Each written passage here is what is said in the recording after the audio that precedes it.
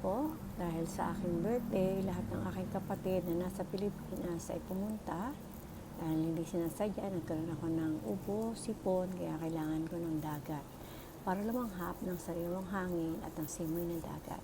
Kaya pinuntahan nila ako. Ito ay sa All Hands Beach, mula sa bunso hanggang sa ako yung pangalawa sa panganay. Yung kuya lang namin ang wala at yung dalawang nasa ibang bansa, isang nasa Canada at isang nasa Amerika. Pero happy talaga ako sa birthday kong ito dahil yung love ng pamilya ay aking nakita.